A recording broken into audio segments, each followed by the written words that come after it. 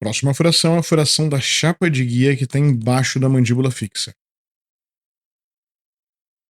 Essa peça vai ter um total de 8 furos, em que eu vou ter 8 parafusos montados aqui nessas duas faces laterais. Eu vou recolher a mandíbula móvel, não estou mais usando. Vou para a chapa de guia e edito no local. Estou com a edição aberta, eu venho ao esboço, seleciono o fundo da chapa de guia, é importante ter que ser o fundo e não a parte de cima, que esse lado vai ser o lado onde a furação vai iniciar, de baixo para cima. Seleciono a face e vou criar os pontos para a furação. Como os pontos ficam todos à mesma distância, eu vou criar um único ponto e depois eu distribuo os demais por padrão retangular. A distância desse ponto é a seguinte: do ponto para essa lateral maior, a distância é de 5 milímetros. Se eu abrir o esboço aqui, ainda falta alguma medida, tem um lápis aqui indicando que ele ainda está em edição. E daqui de cima, do lado menor até o ponto, a distância é de 9,5 milímetros, 9,5. O ponto está na cor preta, o esboço está definido. Aí nesse caso temos algumas alternativas. A gente pode criar o padrão retangular do ponto ou o padrão retangular dos furos prontos. Qualquer um dos dois vai atender muito bem. Apesar do método ser exatamente o mesmo, eu vou mostrar como é que faz isso, tanto no esboço 2D como no ambiente 3D. No esboço 2D, eu vim aqui em criar, e nesse caso eu vou em padrão retangular. A diferença do padrão circular e do padrão retangular é que no padrão retangular eu vou fazer a cópia em linha reta, em até 2 direções diferentes. No caso do padrão circular, eu faço a cópia em volta de um ponto de referência, e aquele número de cópias formam um círculo. No padrão retangular, eu preciso definir qual que é o ponto. O ponto é esse daqui. Se necessário, eu posso definir as direções. No caso aqui, a direção está muito bem definida. Tem a direção horizontal e vertical. A quantidade de pontos na direção horizontal são somente 2. E aqui eu vou usar o espaçamento entre eles.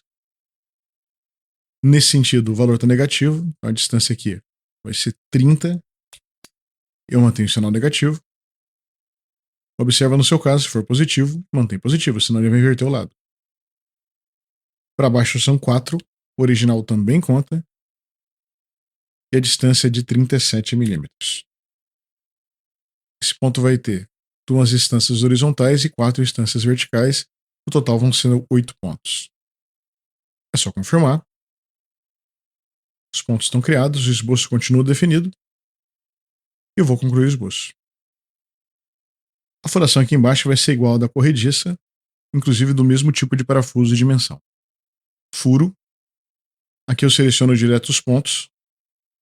Essa seleção é cumulativa, então não precisa segurar Ctrl nem nada. Todos os pontos adicionados. Furo escariado. Vai ser um furo com folga. Não tem distância, é passante. Então, todos. Aqui o perfil vai ser ISO. O parafuso é o ISO 2009. M3. Ajuste normal. Só confirmar. Com isso eu tenho todos os furos feitos de uma única vez. A alternativa a isso seria o seguinte: se eu tivesse feito no esboço somente um ponto. Eu vou editar o esboço para mostrar essa alternativa. O esboço eu posso editar por aqui ou por aqui, tanto faz. Clique duplo rápido. Eu vou excluir aqui esse padrão retangular. Excluído o padrão, os pontos estão ali, mas estão soltos. Eu vou simplesmente apagar todos os pontos que não me interessam. Até porque se eu não fizer isso, o esboço fica aberto. E vamos partir do princípio que eu fiz um único ponto e confirmo o esboço. Aqui a operação de furação não está encontrando os pontos, então eu preciso editar aqui também. Furo. E confirmar de novo. Está atualizado como se eu tivesse feito só um ponto originalmente. Nesse caso, para criar o padrão retangular, é da mesma forma que se faz dentro do esboço. Só que dessa vez eu acesso por aqui. Padrão retangular. A lógica dele é a mesma, só tem um cuidado a se tomar aqui que é o seguinte. O tipo de objeto que eu vou copiar não é um corpo, o corpo seria a peça toda, não são faces e não são componentes. No caso aqui são operações. A operação que eu vou copiar é o furo que eu já fiz que está aqui na árvore, ou aqui na área de trabalho. Mudo aqui para operações e vou selecionar o furo tanto aqui quanto aqui. Eu tenho uma preferência para selecionar pela árvore ou pela linha do tempo, porque é uma seleção certeira. Tentar selecionar direto na área gráfica, sem querer você pode acabar selecionando uma coisa que não é o furo e ter um resultado indesejável. Nesse caso, eu preciso selecionar as direções. Então, eu venho aqui em eixos, e aqui eu tenho duas direções bem claras para poder apontar os furos. Vou clicar nessa direção. Note que ele já vai me dar o sentido da direção que eu apontei e um outro que é perpendicular. Selecionar trazer para cá. E vou selecionar esse aqui e trazer para baixo, até para definição das distâncias e de como ele está configurado.